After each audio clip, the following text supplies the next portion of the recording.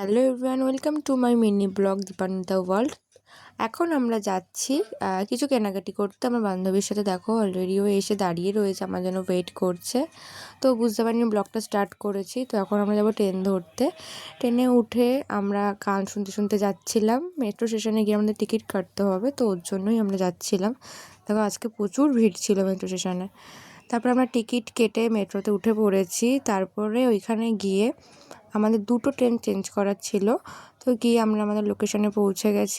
তারপর আমরা দুজন হেঁটে হেঁটে যাচ্ছিলাম আমাদের লোকেশনে। তো তারপর আমরা দুজনে এরকম ভিডিও করতে করতে গল্প করতে করতে চলে যাই আমাদের লোকেশনে। হ্যাঁ, আমরা বই কিনতে গেছিলাম। তো বই কেনার পর আমরা ব্যাক করছিলাম। স্টেশনে গিয়ে দেখি প্রচুর ভিড়। তো ট্রেন ততক্ষণে চলেও এসেছিলো। আমরা ওখান থেকে চলে গেছিলাম প্ল্যানেটে কিছু টুকটাক কেনাকাটি ছিল আমাদের দুজনেরই। তারপর ওখান থেকে চলে গেছিলাম, খুব খিদা পেয়ে গেছে যেহেতু সকালবেলা বাড়ি দিয়ে বেরিয়েছিলাম।